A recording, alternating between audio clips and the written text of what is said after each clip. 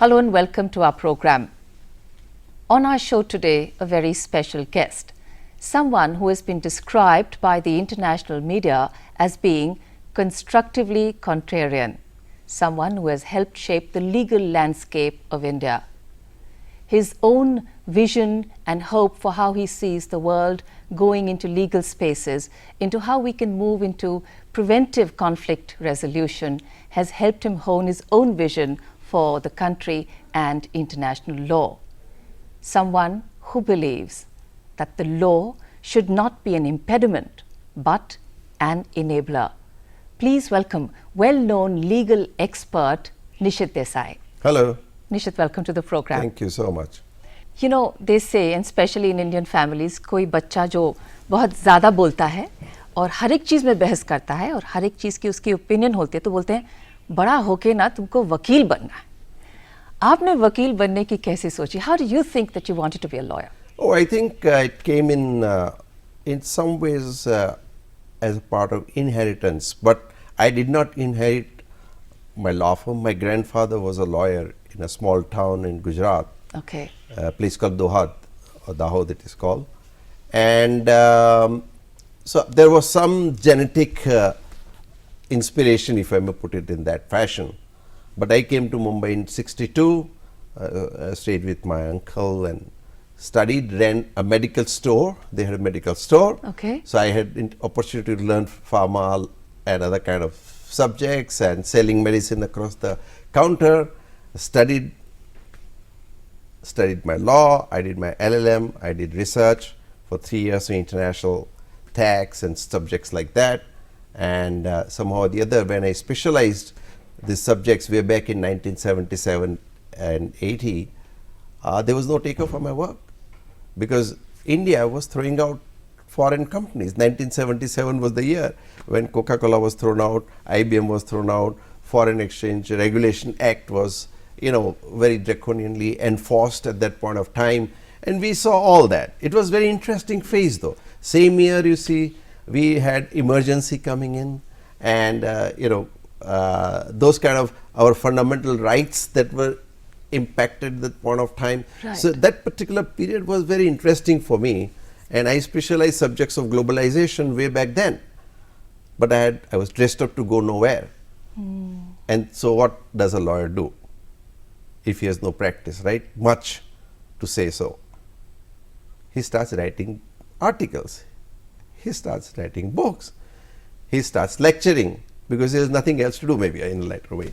So what happened was that I started writing for international journals, and from that in 1981 a company called Bechtel, when they came to India and they were bidding for some projects and stuff like that, they were looking for somebody who understood international construction contract and international taxation of international construction contracts. Both are complicated subjects. And niche areas. A very, very niche area. Right. And they went around, they couldn't find anybody who had that understanding. So somehow or the other they brought a piece of paper, my article. And they thought I must be senior lawyer with a lot of gray hair like today I have. And they sought me out. And that was the beginning of my work on international side. It is the largest construction company in the world, private construction company in the world. Right. But I learned a lot. And that's how my journey began actually. So sometimes you don't know it. It was almost, I did my master's in international business law, comparative law studies. Okay. So I had to compare different corporate laws in different countries and tax laws in different countries and other kind of laws. I think somewhere also to understand, and the deeper question here is, Nishith, that you started with a certain premise, but what has happened is over the years today you have international fame. You're one of the top Indian companies. You started it in your own manner and you succeeded. As you said, I did not get a legacy of a company from my parents. You started it.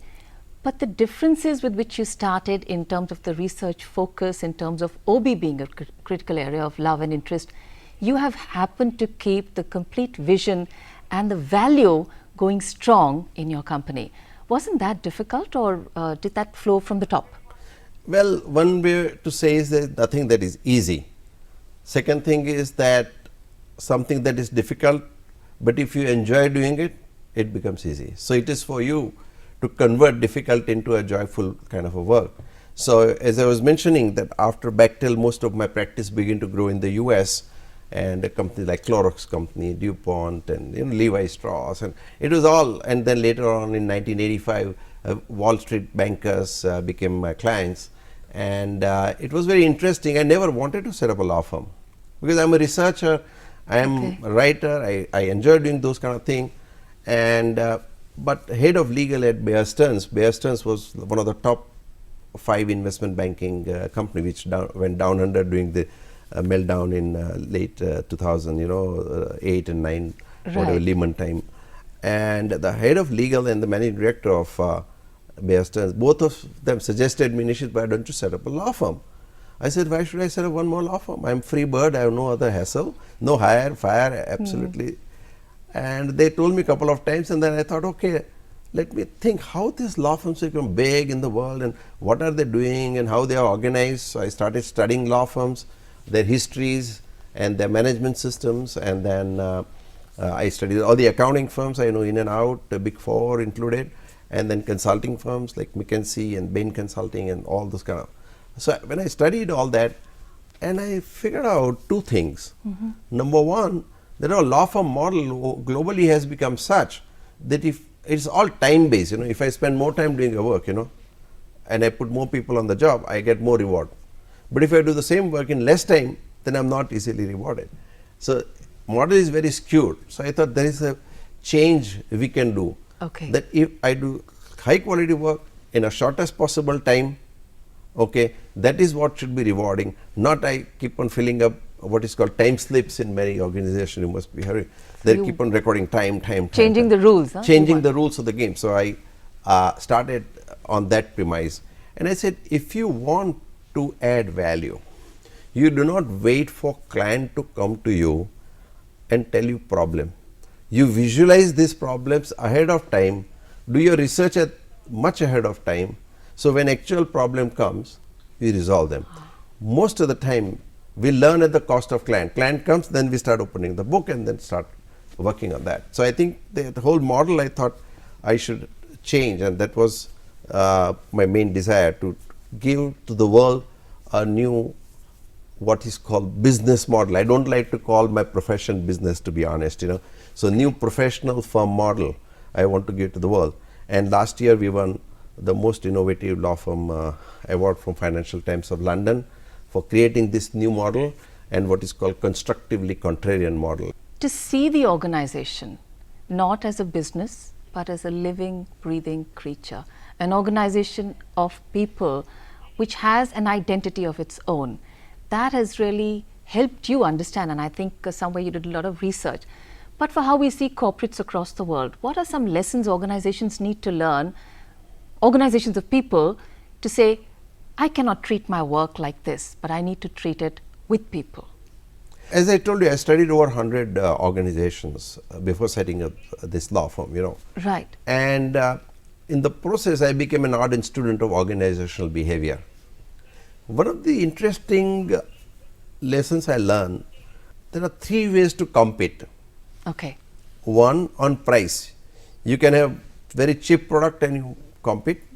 You can become more and more expensive, and more people want to buy because it is more expensive, like Louis Vuitton or some of the top brands you see in the world. More expensive, you want to take more. So there is a pricing strategy is one part of the game. Okay. So second, innovation of products or services. Okay, so innovation is the other. So differentiated product or service is other way to compete in the marketplace, right? Sometimes you may not have either of the 2 advantages. You may not have a great pricing strategy. You may not have a great product or innovation for whatever reason, right? But if your organizational behavior is of a type which market would like, that itself becomes a competitive factor.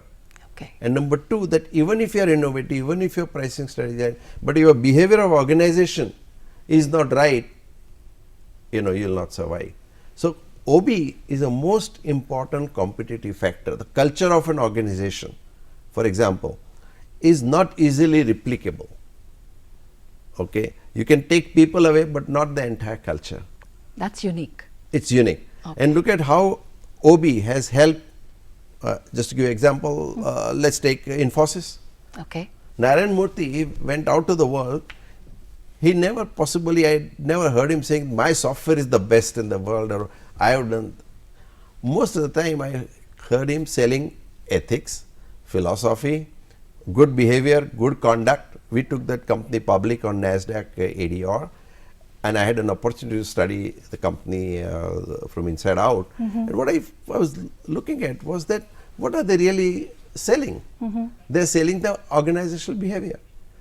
It became darling of NASDAQ because the story is NASDAQ-like. They said, this is a company, it's such a fine company. Look at Tata's. Tata's acquired Jaguar. Number of people tried to acquire Jaguar and they couldn't succeed. But when Tata's wanted to acquire Jaguar, what happened? I think the people were very responsive because they thought this here is a company, even though from a former colony. Okay, so Britishers wanted to be, working in an Indian-owned company. Right. Why? Because they thought Tata is a humane company. Okay, look at what Tatas have done to Jaguar. It changed the behavior of the people. They became enthusiastic, they became creative, they are not the best paymaster perhaps, or maybe, I don't know. But they are not necessarily attracting talent on that basis. So different energy has come in. The British worker loved, and now today it is one of the most profitable. Other people in the world could not revive Jaguar. Tata's did it. Right. Heads off. So OB, if you understand nuances of OB, you can have very strong competitive advantage. They could bid for it and they could win the bid. Right. Because it was human. Right. So that means the motive of making profit and ethics, they're not at loggerheads or they're not contraindicated. Not at all. Not at all. In fact, I think profit with purpose is something we really need to understand. And today we talk about, succession plans. Okay. Big companies. All the time I hear in the board meeting, succession plan, succession plan, succession plan. Okay. It is very good. I'm not suggesting that's wrong. But I think the most important succession plan is a value system. There is a very nice book in which 35 case studies of Japanese companies are described. These companies lasted for close to 300 to 1,000 years. Okay? And one single thing that comes out of all this is your value system. If you have a value system in your family, in your business, you will sustain for a long period of time. The moment value system goes down the drain, you go down the drain as well. So it's very important that organizational behavior is factored in as a competitive advantage, a competitive factor when you do your strengths and weaknesses and build on that. That would be very, very helpful. Right. We're going to go in for a short break. Sure. When we come back, Nishith, we'll want to learn from you. One is, how do we build leadership in organizations? That's the crisis which people are working with throughout. And of course, there are many, many frontiers of law, other than the normal regular procedures that we know, which you're opening up and most of us are not aware, but you're really working at the cutting edge of the frontiers. Nishith, when we talk of organizations, it's living creatures. OB is your love and passion, and you're also in action in your own organization. This crisis of second line of leadership with the same value system, how does one inspire that in organizations? What is leadership? As you grow from a young child or young associate organization, this is the way I look at. At the base, you become techno, you do more technical work and stuff. As you move forward, you learn administrative things. So you become administrator. Administrator is a person who only administers the policy of the organization. So he doesn't question, oh, this policy is right or wrong or change, etc. His job is to administer. Number 3, from administrator he moves on to managerial. His job is to see what should be the policy, and he has to tell, oh, you do this, you do this. He gets work done by others by telling them what to do. Okay. But from manager, one becomes leader, and that is inspirational. Leadership, in my view, is all about inspiration. I do not have to tell you, you do this, you do this, you do this. You look at me, my behavior, and you automatically follow. I don't have to manage people. So there is no white and black line. People would be administrator, they would also be manager in some ways, there will be leadership. But I think ultimate leadership is about inspiration in my view. So I think everything flows from there to on the organization has a huge impact on the leadership. All right. And leadership, in my view, it is just not I would say born leaders, but in many ways they can also be motivated to become leaders, you know. So for somebody who's at the top of the pyramid in an organization, what are some touch points for you to say, I need to encourage creativity, risk taking, failure in young people for them to be able to push their boundaries? Because as you said, it's not horizontal, not vertical, it's sliced like this. We have a bit of an administrator, we have leadership, we have everything within us. How do organizations at the top, the leadership, nurture these little things? I have been actually doing, I could be wrong or I don't know, but that's my way of doing thing, is first of all to empower people and let them take risks and let them fail. Okay. That is the first thing right from the early stage we have to, you always manage that risk factor into your organizational profitability or cash flows. But if you do not allow people to fail, you will never succeed. In India, unfortunate part is that, you know, if you fail, it's shameful. Right. In the US, to fail is not shameful, only fail dishonestly is shameful. And that's the correct way to look at it.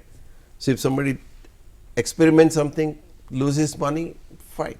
Coming to the new frontiers of law, there is so much in law that is happening and we don't know about, and you're actually whether it's virtual currency, whether it's looking at the net as enabling democracy, you have very, very enriching views on them. Beginning with this virtual currency bit, I personally have very little understanding. Please help me learn. Well, virtual currency, what I think what you mean is bitcoins, right? Right. And Bitcoin is very interesting cryptocurrency, as they call it.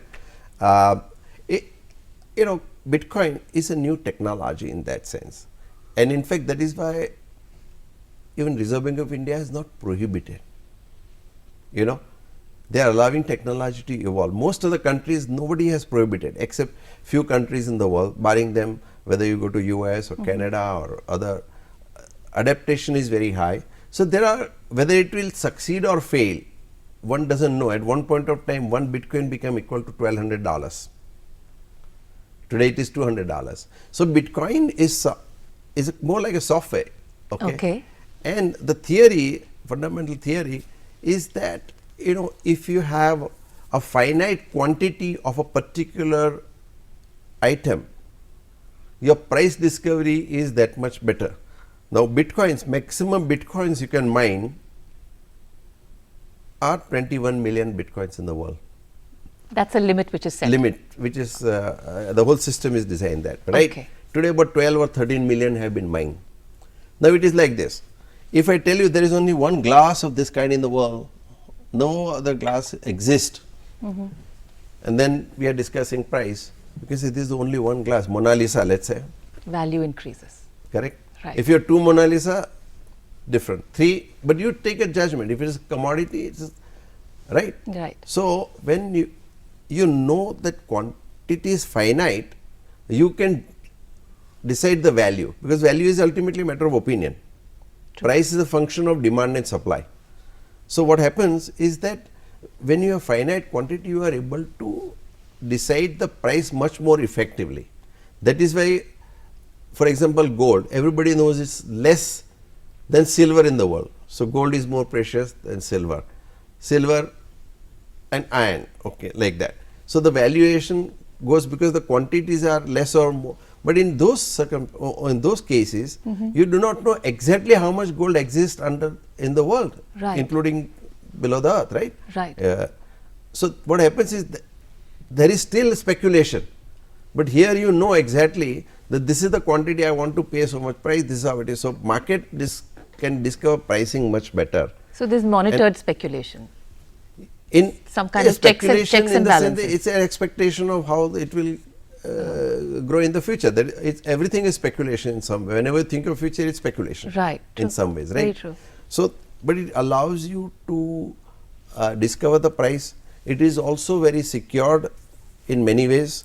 Number 3, that it is a traceable currency at the end of the day. Okay, so you can, transactions can be traced. And number 4, that the cost of transaction is nearly zero. Today, if a poor man in Mumbai wants to send 100 rupees to Bihar, how much bank would charge? Will charge you 25 rupees. Yeah. It's too expensive to send.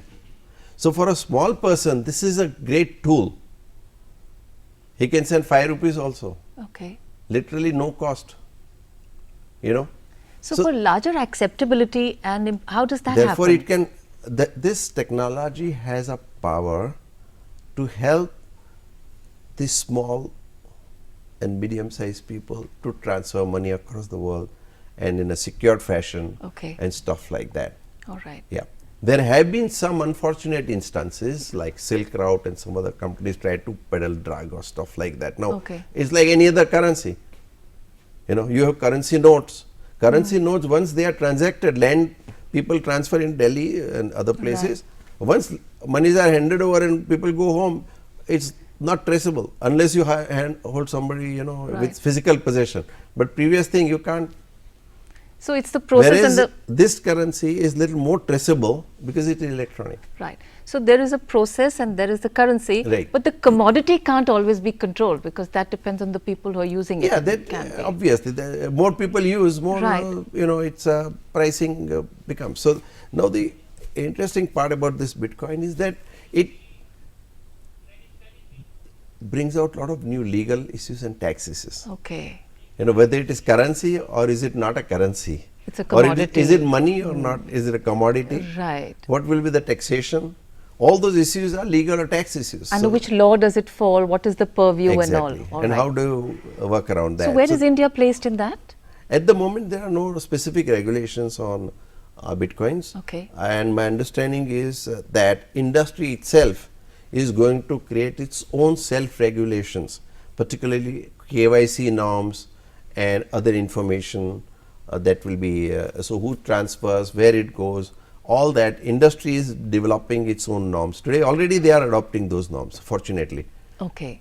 It's the best thing that industry develop its own norms rather than government coming and enforcing some or pushing some regulations. Absolutely. So that's a good thing, and particularly India, I'm very, very happy.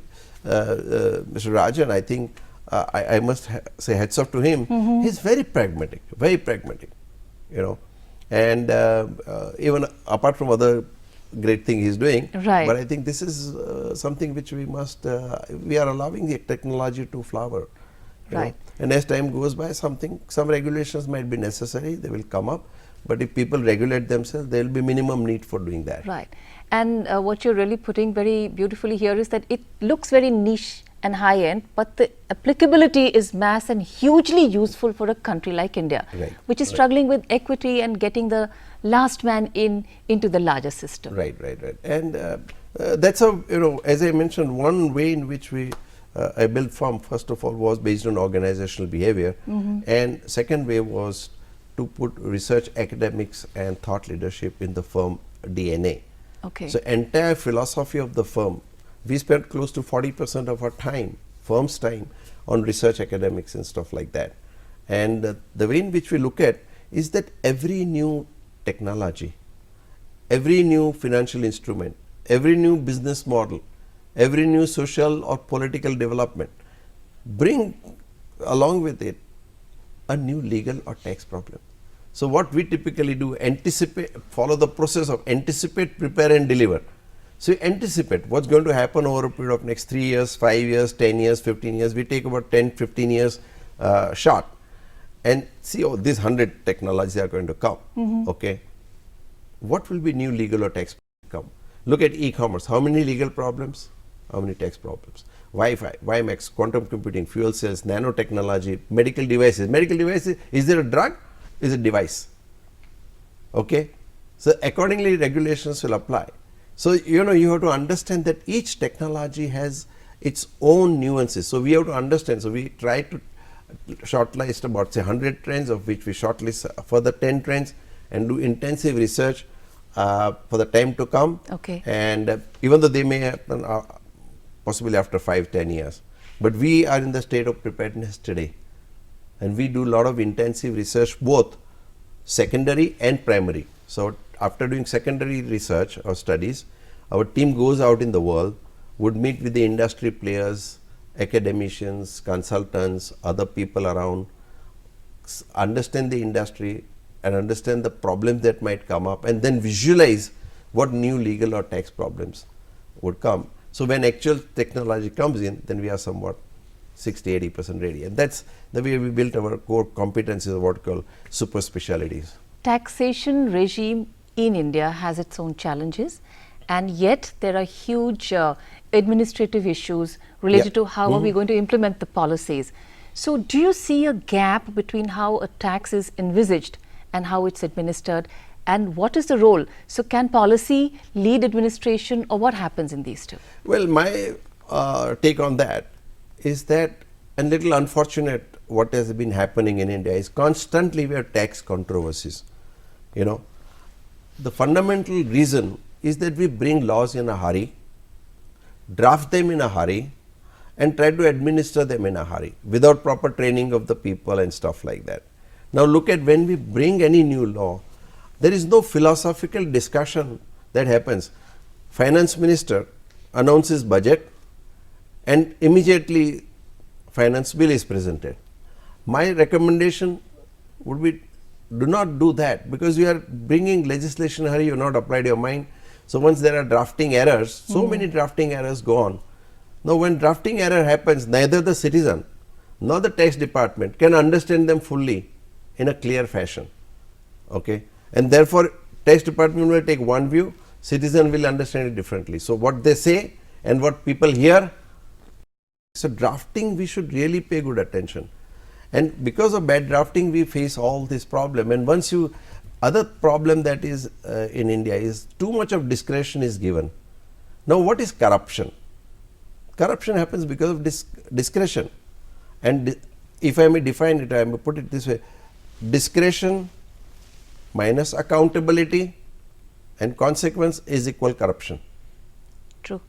Okay, that's a simple way to look at it, and therefore you know you have got these problems. So discretion is one thing that we need to. Other point I would say is that when we bring new laws, we do not appoint law commission. Even direct taxes code was proposed, no law commission was. Companies Act, which I think has created huge problems for doing ease of doing business. It is becoming more difficult, and every new morning you got new circular coming out. I think we need to scrap this law and rewrite. I don't think this law will last very well in next 10 years. It will become huge pile of papers, disjointed papers, so many disconnect. I would not go into the details today. Right. But it started very well, but we did not appoint law commission. We did not draft it very carefully. Okay. And then we have a lot of problems coming out of the new law. What we should have ideally done is that, okay, England has New Companies Act, Delaware has a new corporate law, Singapore has, and Cayman Islands and some of those countries. Now those corporate laws are well written. Not only well written, but there is a huge body of judicial precedents. Now we have written law in our own way. So if you would have adopted some of those best practices and improved on them for India, limited improvement, we would have got finer piece of legislation. True. But today it is so different from any other country in the world that the judgments overseas cannot even be applied in a persuasive fashion today. Right. So we will have to create new jurisprudence, and there will be a lot of confusion, and it has become very difficult to, people do not realize, but company law has a lot of issues within that. It started off extremely well with Mr. J.J. Irani, you bring business perspective and all that, but mistake was that it was not drafted properly, and law commission should have been ideally involved.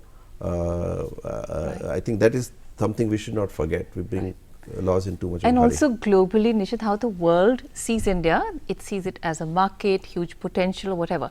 But I think somewhere when signals like this are sent out, It's very touchy. It's a very sensitive place for even investment to come in. So what message are we giving globally when we're trying to set our own house in order?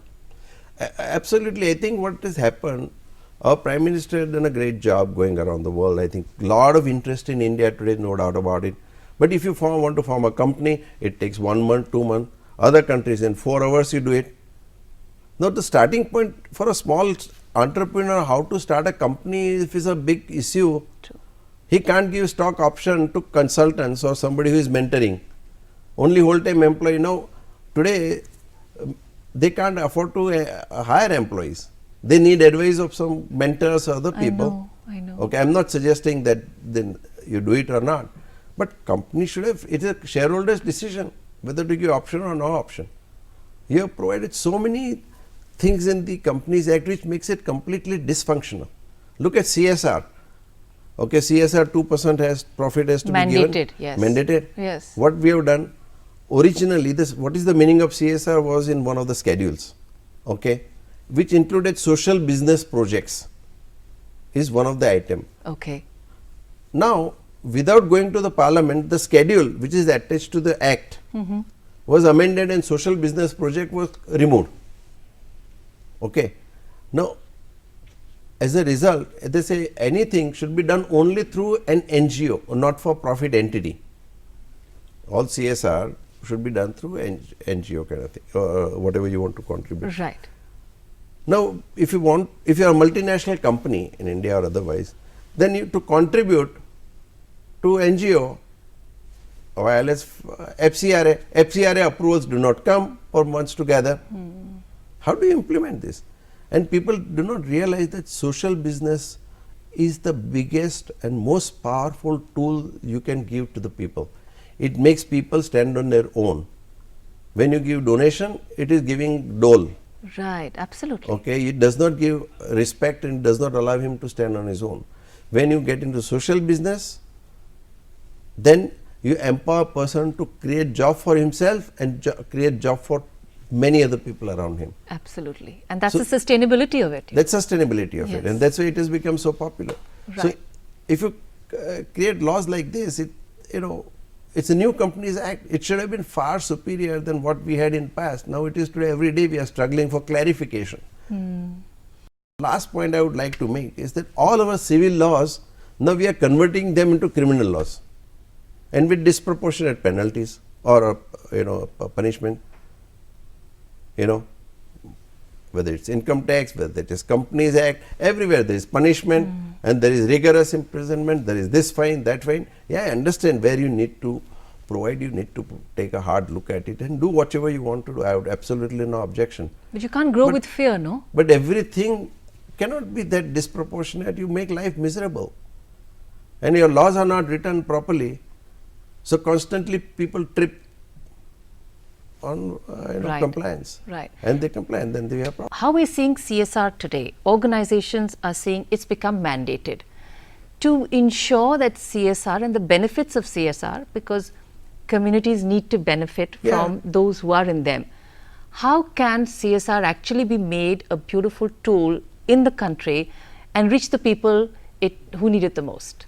I think first thing is creating awareness itself, okay, and the peer pressure. Okay, there was a time when nobody was making any philanthropy. They built some temple or some church or something like that. Today, I think at a higher level, already there exists a desire to give. Words like give back are coming into vogue in India. Okay, so I think as we move forward, society matures and they will do it. But we have to educate them, we have to talk to them, and when there are finer organizations who understand, they will definitely do it. And then at the same time, responsibility is responsibility, right? So ultimately it is company's heart that will, otherwise anything you make, they can beat. And but we can foster that without any doubt, and especially if you encourage social businesses in India, that will really be loved by companies. Why?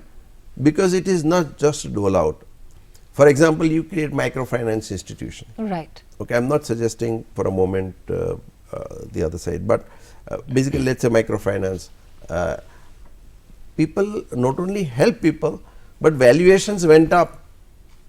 So it also helped companies to see that the company derives value out of it, or whosoever works. Then so it's a win-win. At times there will be some instances a great creeps in and stuff like that. But today, 99% of the microfinance institution, you see that they have performed their job very well. India is a hub for that now. There are instances, there will always be one or two, but you can't paint everybody black. True. You know, for that reason. So I believe India could be a laboratory for social business projects, because the scalability is high.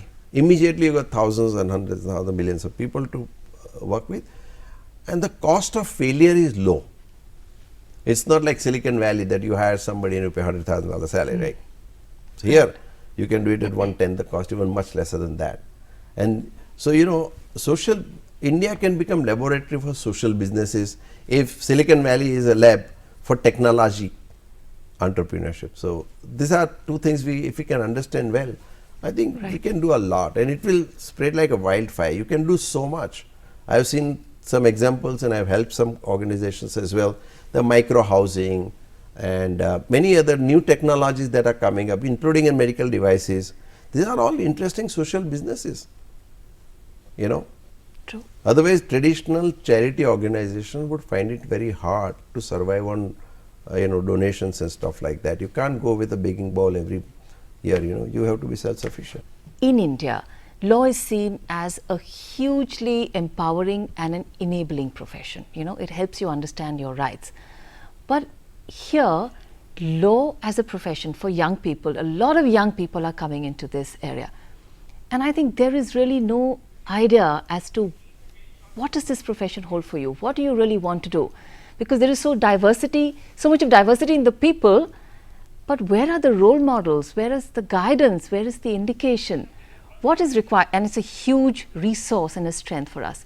How do we channelize good young legal minds to say, understand the law, interpret it, because it's so closely linked to social responsibility? Just to go back in history, I passed out my law in 1973. And at that point of time, when somebody did not get admission anywhere else, law was the last profession. Okay? At that point, nobody wanted to get in. But now, law has become one of the preferred professions. True.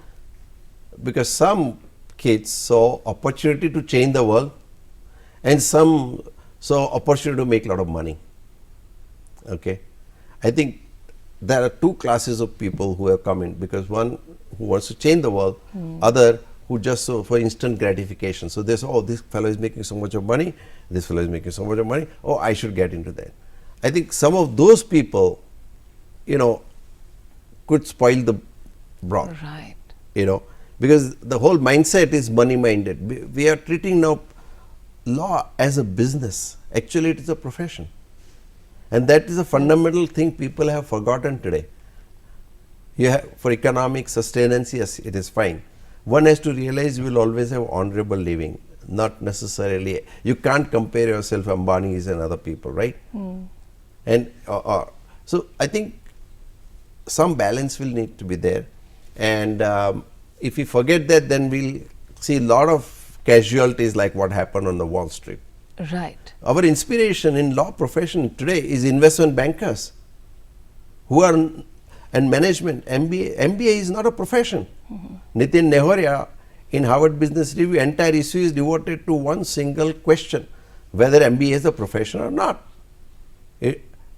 Conclusion, it is not a profession because there is no binding code of conduct. When we grew up, people like Palkiwala, who was an idol. We all inspired. I worked with him at times, you know, and we looked at him. We were inspired. Therefore, he was a leader. He became an institution for so many of us. We got freedom, and in fact, one of the things we learned was to speak up. Okay? Today, because of the vested business interest, many times we lawyers don't speak up. Okay, it is very common. Right. And I think that is where I feel that legal profession is not doing what it needs to be doing today, because many of our people have lost ability to speak up when we need to stand up and speak up. Right. I'm not suggesting all. There are extraordinary people, and we still have in the middle of us, I would not name, but hundreds of names who really serve the country. Yes. We are whole country runs on writ petition. True. Delhi's pollution is addressed by writ petition. It is government's job. Democracy, very critical to all of us. Yeah. I think we like to believe that we have our rights. We very often forget our duties, but we all know that we have rights. We're in a democracy, we can speak.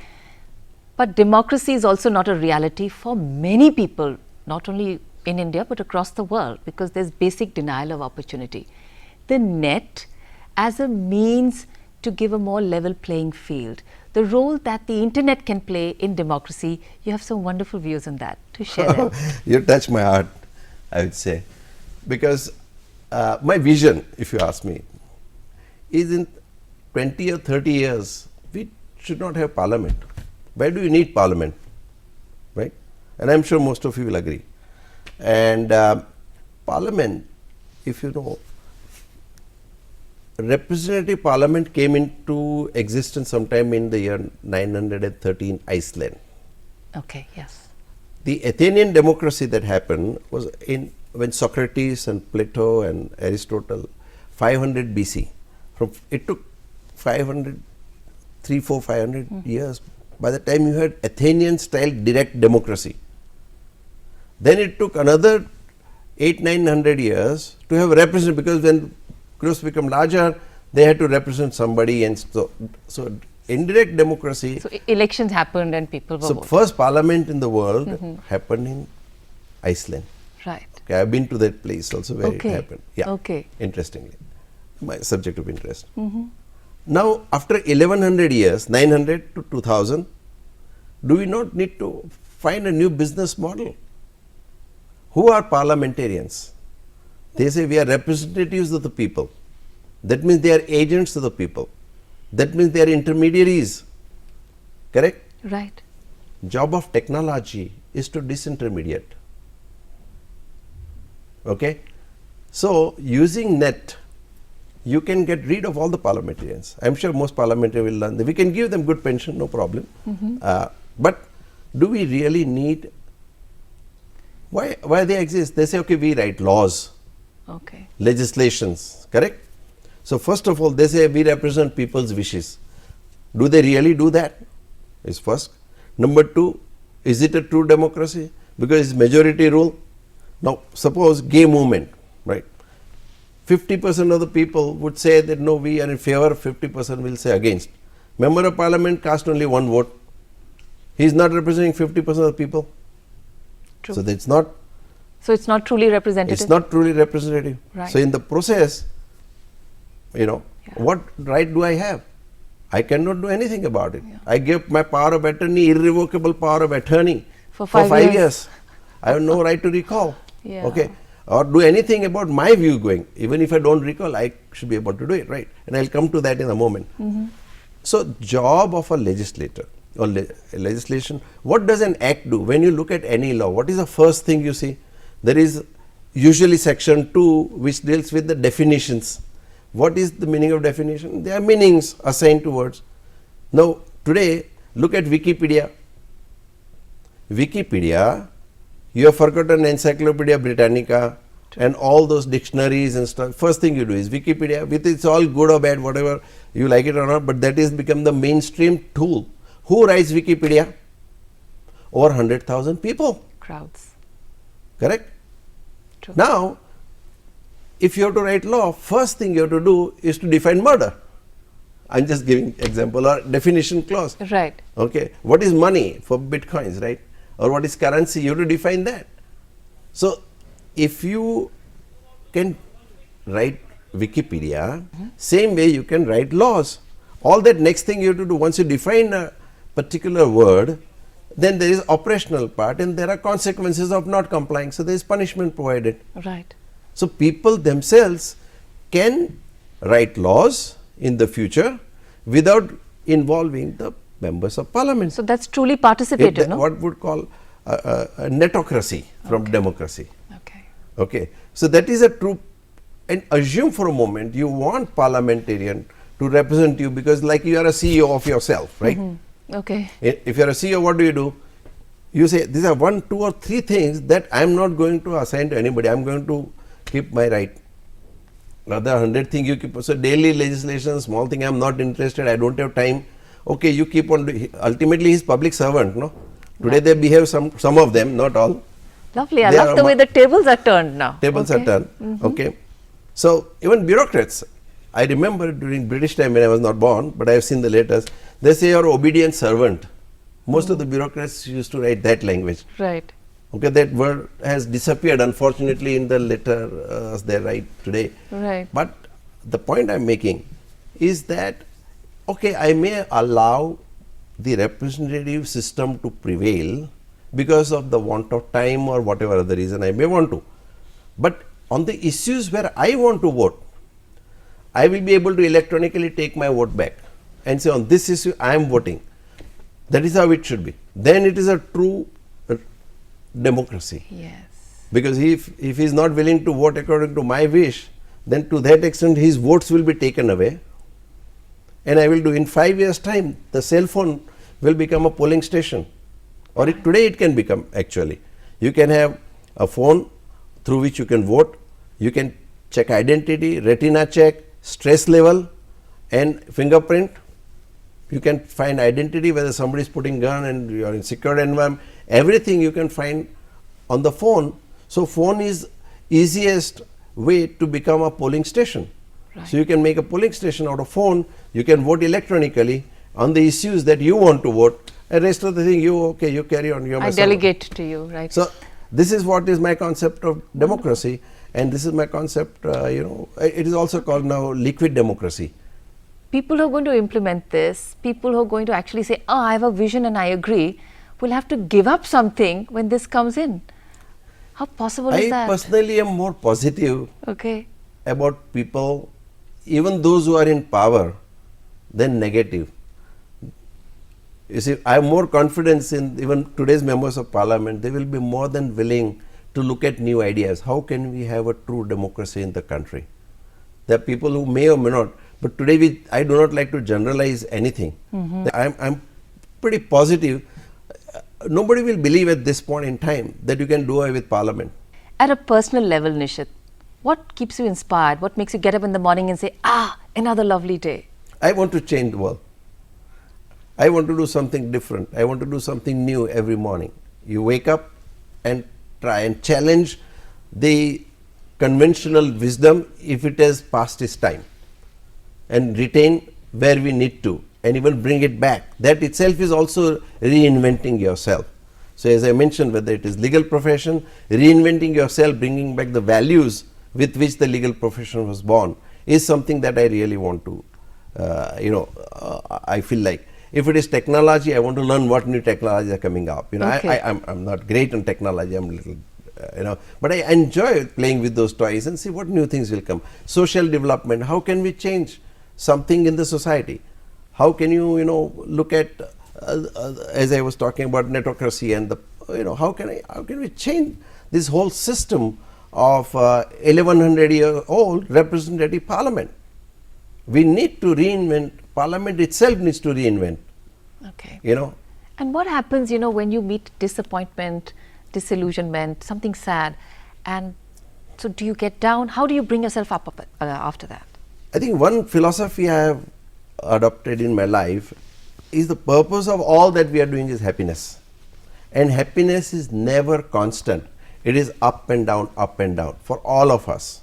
Only time we are constantly happy is when you are dead, your cardiogram will come straight. Well, a happy ending. Okay. So I believe, and for my firm, my thesis is that our limit to growth is where our happiness ends. I think when you find happiness in everything that you are doing, you know, there will be ups and downs, and without that life is not exciting.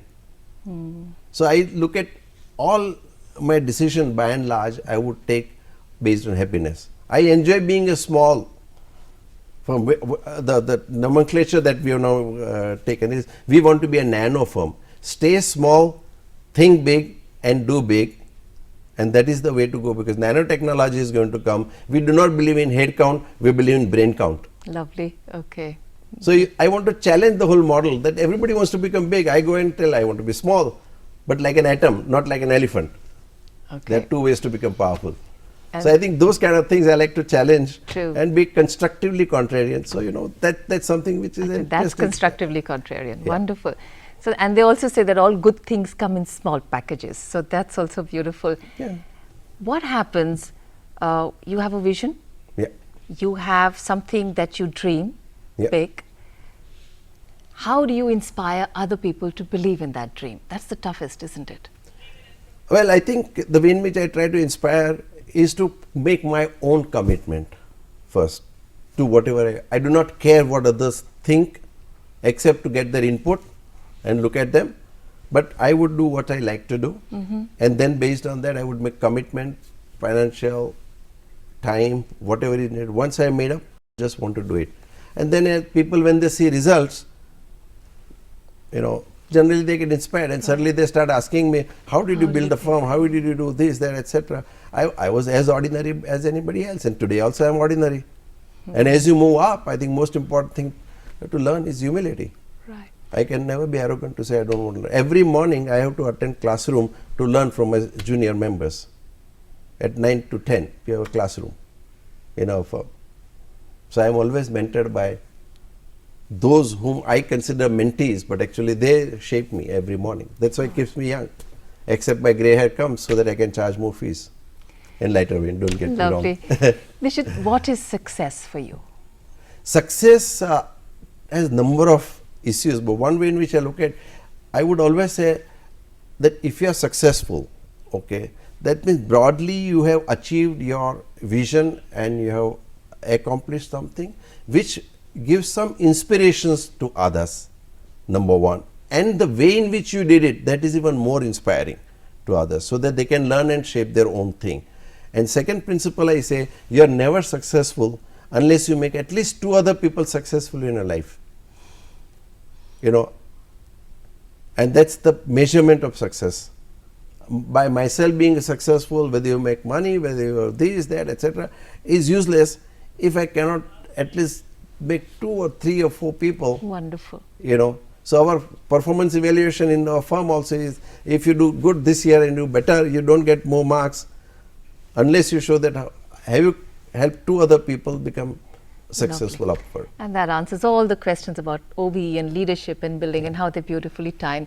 Nishith, thank you so much for helping us understand that the self is not limited to us, but there is a larger self and we are all a part of it. But thank you so much for coming and sharing your life and your journey with us. I appreciate it. Thank you so much for the opportunity. I'm glad you. Thank you. You know.